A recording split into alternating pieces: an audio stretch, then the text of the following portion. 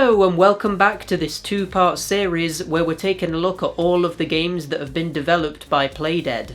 Last time we took a look at their first game with Limbo, which has actually aged quite a lot better than you might have thought, but now we're taking a look at their second and currently most recent game with Inside. Now, I'm not even going to beat around the bush here. Inside is one of my favourite games ever made, and I would argue that if we look at things from a purely objective standpoint, it's probably the single best game I've ever played too. While I'm not going to be talking about heavy spoilers at the start of this video, I would highly suggest that if you haven't played this before, that you go ahead and experience it for yourself firsthand. Grab some headphones, lock yourself away in a dark room, and play the whole thing in one sitting. That's probably the most optimal way of experiencing this straight up masterpiece. It's available on pretty much every modern game system from the PC, PS4, Xbox One and Nintendo Switch, and it's very often even on sale for ridiculously cheap. I've literally seen it go as low as £1.79, which is just pure insanity. If you ever see it go on sale by that much, then you literally have nothing to lose. Just get it. But why is it exactly that I hold Inside in such high regard? Well, let's dive into it and take a look. Inside is actually very similar to Limbo in the way that it's a side-scrolling cinematic platformer where the protagonist is a young boy whose objective is somewhat shrouded in mystery. The only details given to us prior to playing the game are featured on the digital stores, where it simply says, "Hunted and alone, a boy finds himself drawn into the center of a dark project." This one sentence is yet again the only information you'll be getting about the game's story from the developers themselves. So the only way of us finding out what's going on is by playing it. The first striking thing about Inside for me is that once again there's an underlying theme of minimalism. Like Limbo, the controls, story, graphics and interface are all very minimalistic, but Inside takes this even further and doesn't even feature a main menu. It literally just starts the game immediately as soon as it's launched. You can of course pause the game, but if you were to play through the entire thing in one sitting without stopping, it would be possible to finish it without ever seeing any kind of UI at all, which ends up making it feel even more immersive and cinematic than its predecessor did.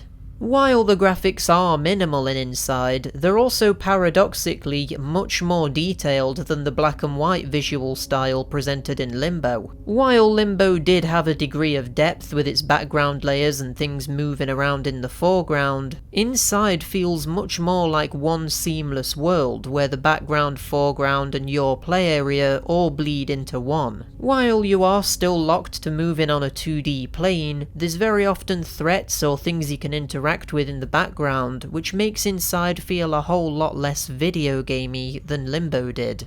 While we're talking about the graphics, let me just say as well that this game is absolutely stunning. This is one of the single best looking games I have ever played, and you could almost take a screenshot of any single part of this and hang it up in an art gallery. It's that good. The locations you make your way through are all massively distinct, the colours are beautiful, the water effects look extremely realistic, and the general visual identity of the game is just breathtaking. It's difficult to describe the look of Inside while doing it justice because it's extremely detailed with certain elements, like the lighting and all of the attention to detail with its environments, but it's also quite simple looking at the same time. Everything has this sort of smooth finish to it, almost like it's moulded out of clay or something, but at the same time it has this air of photorealism to it. It's a very striking style, and I've not really seen another game pull this off to this degree. But needless to say, I adore this game's visuals. The animation of the main character is also something I love too. The boy in Inside is far more expressive than the boy from Limbo, with him crouching down when confronted with situations where he has to be quiet, taking cover with his back to walls when he's hiding. breaking out into a sprint when he needs a speed boost, and even crawling through gaps in fences when there's room for him to do so. None of these things are tied to a button but are done automatically based on the situation the boy is in, and it makes him feel really reactive to his environment and also gives him some personality too. He looks and acts like a normal person would in these situations, which makes us connect with him more and want to protect him. So the graphics and the animation are absolutely incredible. That's easy to see just from looking at all of the game footage. But what about the gameplay itself? How does it actually play? And how is it different from Limbo?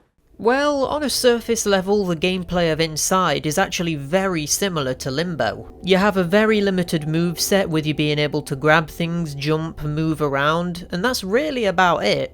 However, Inside takes the gameplay experience to a whole new level through the situations you find yourself in and the world around you being much more deadly and much more interesting this time. Fundamentally, you're doing similar things, moving your way through the world, solving physics puzzles and progressing to the next area while avoiding lethal traps. The thing is with Inside though, is that there's way more variety in the objectives you're faced with. The start of the game opens in a forest, and this acts as a sort of tutorial to teach you how to move around and interact with things. You'll be pulling objects and jumping over walls, you'll be avoiding enemies through the use of stealth, and you'll even get a look at a swimming section too, which is something brand new. While the boy from Limbo drowned basically as soon as he touched any water, the boy in Inside is actually a pretty adept swimmer, but will still drown if he runs out of air. After this, you reach a farm area, which at first features no enemies at all, and this is a tutorial for the puzzle sections of the game. Having you come across these little chicks who follow you around, and you need to get them to run into a machine which then throws them out at a stack of hay, which allows you to progress forward.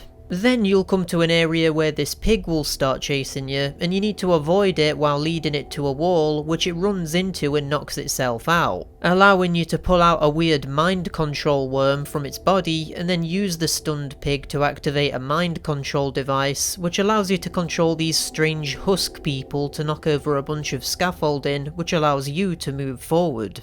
Whoa, that's a lot to unpack right there. Okay, so the first obvious thing we need to talk about here is the fact that there appears to be brain control worms, just like the ones we encountered in Limbo. Could this imply that the two games are set in the same universe? Then we have this mind control helmet, which in itself begs the question, why is it here, what is it used for, and who created it and for what purpose? Then we have the husk people that are in the background. Why are they here? Who are they? Why aren't they moving? And why do they seem to lack free will? This one section right at the start of the game makes us ask a whole lot of questions, none of which ever get conclusively answered.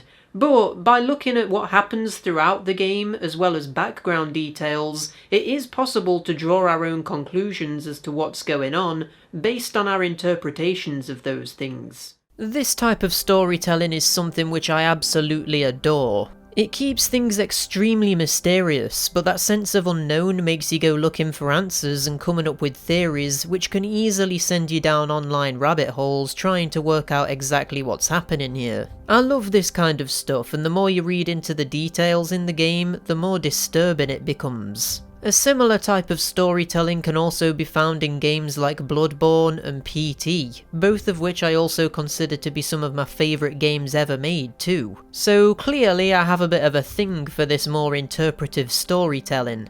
Getting back on topic though, after the farm area you come to a city. The whole place is some kind of dystopian nightmare, not only having huge walls surrounding the place, stopping anyone from getting in, or maybe getting out, but also having security cameras everywhere, people on patrol, and guard dogs keeping watch over everything, and also being home to some kind of weird mind control experiment. The whole city is quiet, outside from a strange thudding noise echoing through the alleyways. At first it's unclear as to what this is, maybe some kind of tribal drum or something, but then you discover that it's actually the sound of a huge line of husk people marching in unison towards an unknown destination as they're watched by families and guards who all wear masks to hide their identities. It's at this point where you accidentally fall into the line of husk people and have to pretend you're one of them, marching along to the beat and copying them as they go through a strange quality control area where they're forced to jump on the spot and turn around in sync with the rest of the pack.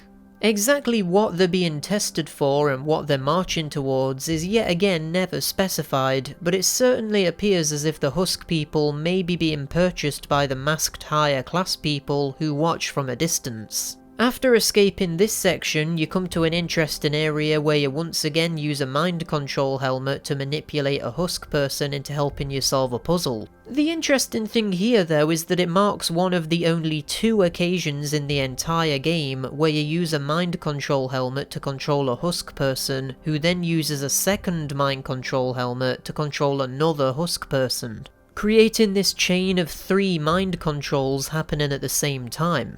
This at first doesn't appear important, but I'll come back to it later. One point I'd like to bring up here is that the amount of variety in gameplay here is just ridiculous. You go from the forest section where you're being stealthy, which culminates in you being spotted and outrunning some dogs, leading to the underwater section. You then have the slower paced farm puzzle followed by the pig enemy. Then you have the mind control puzzle followed by the atmospheric build up to discovering the city. And then the incredibly tense part where you blend in with the line of husk people.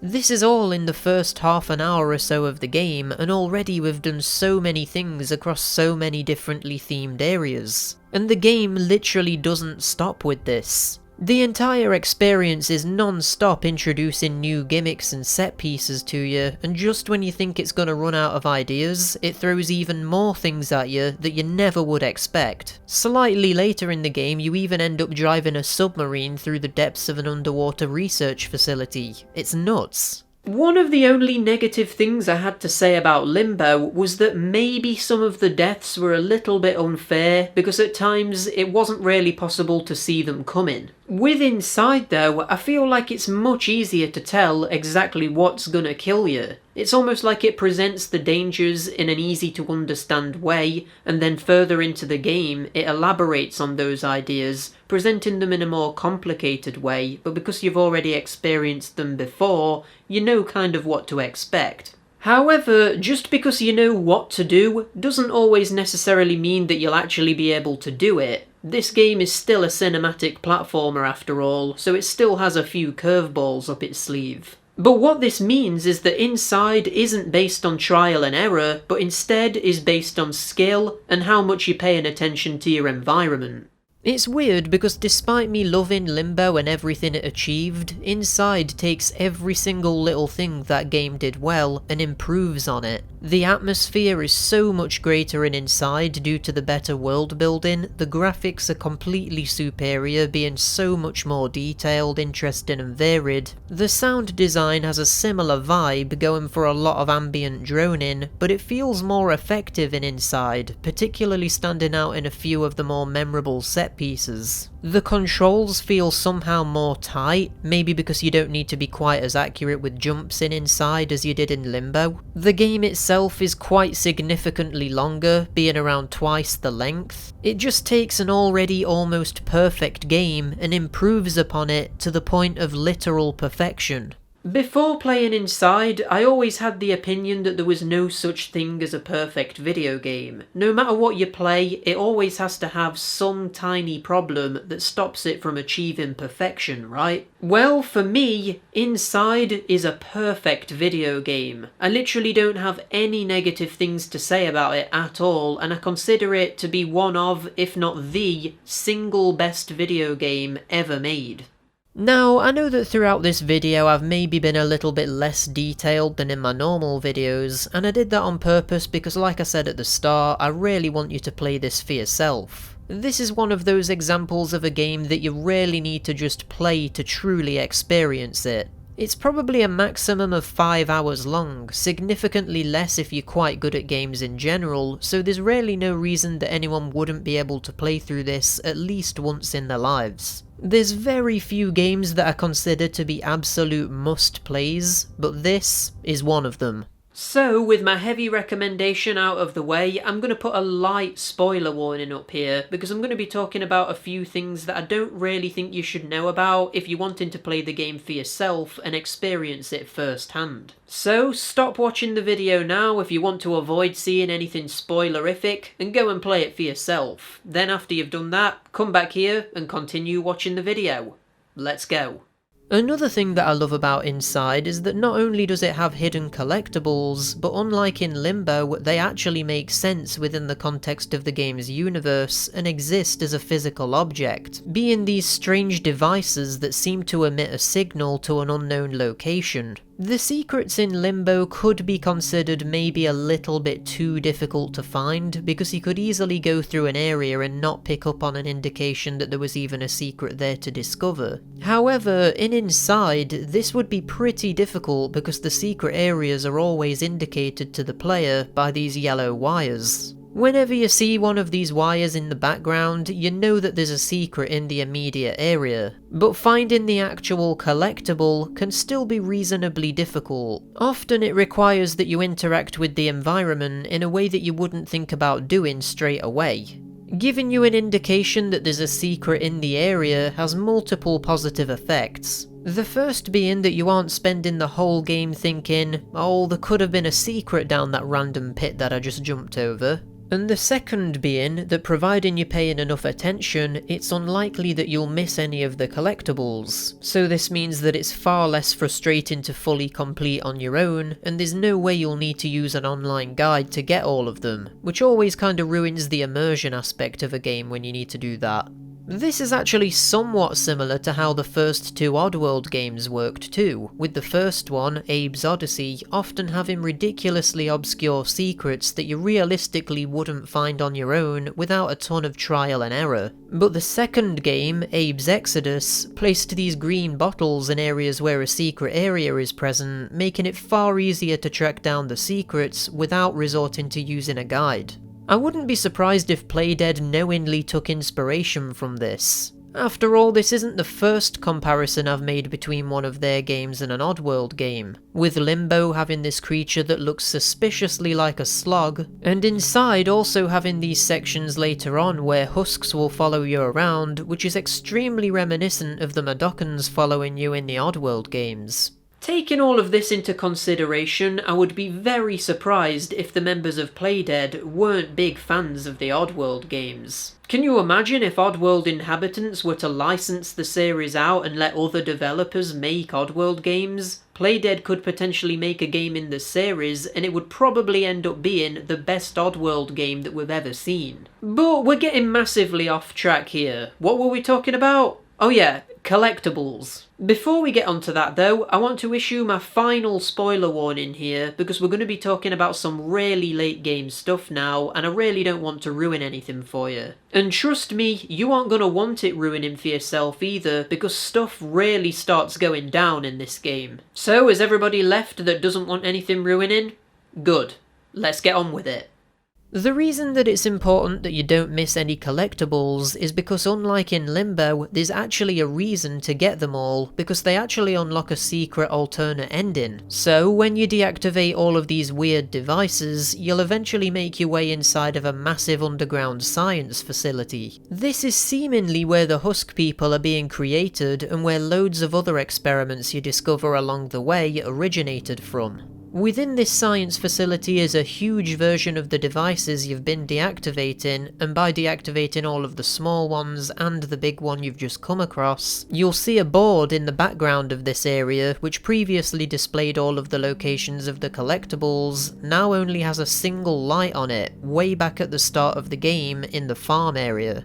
So by playing the game again, you can now reach this farm area a second time after having deactivated the machines in a previous playthrough. You'll now be able to go into this super creepy underground bunker which features a photographic darkroom where a picture of the science lab from the end of the game will slowly develop in real time. And as well as this, you'll also see that a light above a big locked door is now active. When you come down here on your first playthrough, this door isn't activated and you can't interact with it. So now, seeing this light on, you know something is different. However, the door still isn't actually open. In order to open it, you need to interact with this switch, which can move in 3 directions and makes a different pitched noise depending on what direction you move it. Clearly this is asking you to input a code to open the door, but where do you get the code? Well, there's 2 locations where you found a collectible which feature a tape recorder looping a signal. This is super easy to miss, and you might not even notice it's there on a first playthrough, but these tape recorders actually play the sequence of noises that you need to input on the bunker door switch in order to open it. Armed with this knowledge, you can open the bunker door and go through a huge tunnel which leads to this room with lots of computer equipment in the background and what looks to be a mind control helmet hooked up to loads of wires. This is probably where all of those yellow wires coming off of the collectibles are leading to, meaning that the person who set this bunker up was probably a scientist at the facility who went rogue, took pictures of the labs, escaped while activating all of the strange devices, and fled to this bunker in the middle of an abandoned farm. The only thing that we can do here is pull a cord out of a wall which shuts down the bunker. Doing this makes the game fade to black and the boy slumps down like one of the husk people we've controlled in the past, and the game abruptly ends. From this, it's a pretty clear conclusion to jump to that the boy is being mind controlled. But by who and for what purpose? Well, a meta reading of this situation would suggest that the ones behind the mind control is actually us, the player, using the controller to manipulate the boy into doing all of these things. I mean, if the boy was acting of his own free will, there's probably no way that he'd be wanting to break into this massive underground science facility, right? But then the question becomes, why are we, the player, manipulating the boy into doing any of this? It doesn't really serve us, does it? Unless... Remember how there's examples of the boy mind controlling a husk person who then controls another husk person, basically creating a chain of mind control husks? Well, what if we, the player, are being controlled by another entity and free will is an illusion, even in our own reality? If we want to get even more meta, you could suggest that the person mind controlling the player is none other than the developers of the game. After all, they made the game so that there's only one end goal, right? Clearly there's moments in the game where we could in theory just run off into the background and escape. But the boy is incapable of moving in 3 dimensions and locked to moving left and right. Is the reason for this that we're effectively being mind controlled by the game developer? While I might be getting way too meta with this reading, and a more in-universe explanation might be just that the scientist who escaped to the underground bunker is behind the mind control, and he sent the boy into the facility in order to shut it down from the inside, pun intended. I do think that the secret ending here is very ambiguous, and because of that you could take it in any number of very creepy directions. But what about the actual ending of the game? It almost seems a little bit weird that we talked about the secret ending before the actual one, but that's just the way we roll. Plus, there's arguably even more to unpack with the actual ending, because things get pretty wild. The end of Inside is one of the most unexpected turns of events I've ever seen in a game. For the whole thing we've been playing as the boy, making his way further and further into the depths of a strange facility that's quite clearly been doing some dodgy experiments for some unknown reason.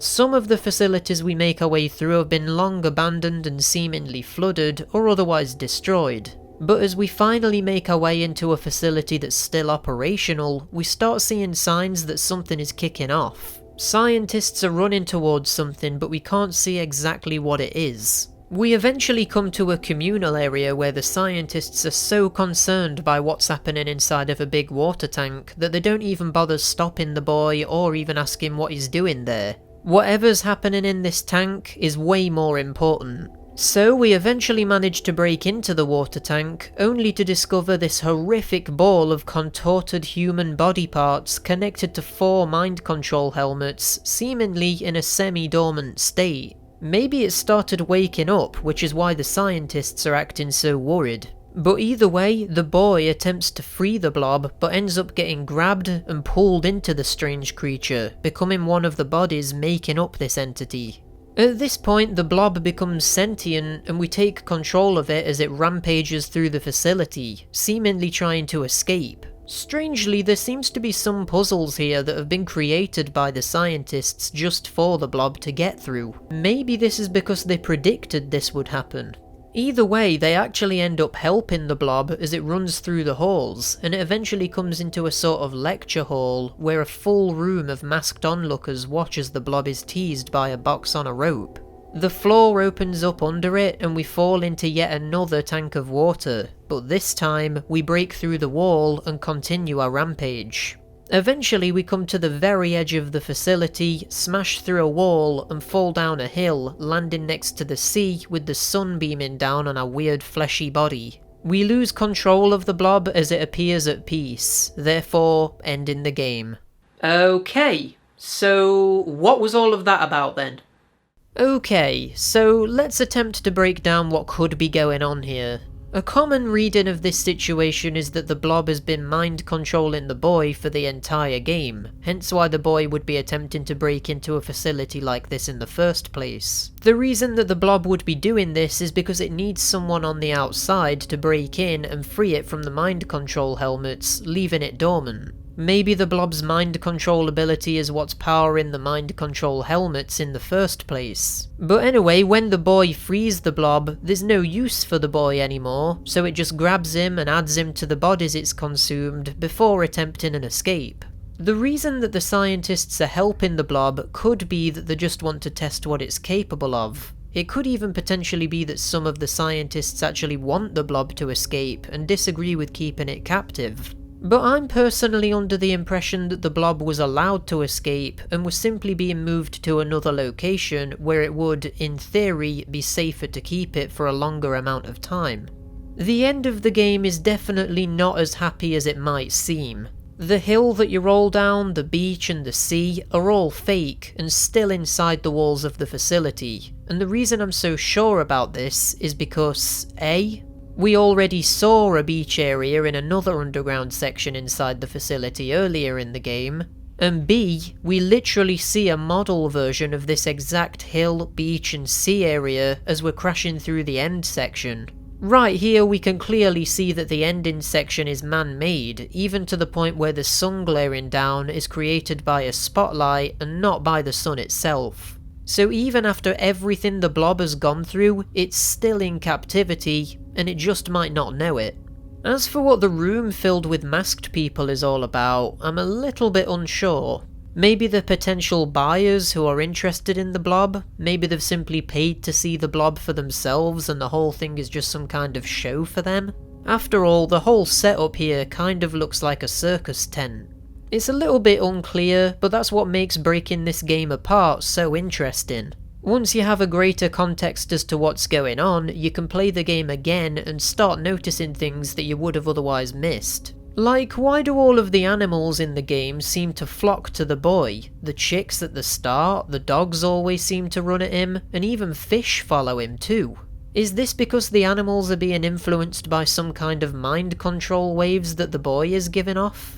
Also, what's with all of the water in the game? There's many examples of areas that are flooded, or at least semi-flooded, so maybe the walls of the city are to protect it from tidal waves or flash floods. That would also explain why the trains in the city are so high up in the air, and why there's submarine sections, as well as examples of some pretty scary underwater experiments. Maybe they were trying to stop the floods, or at least learn to live with the floods. But how does all of that connect to the blob?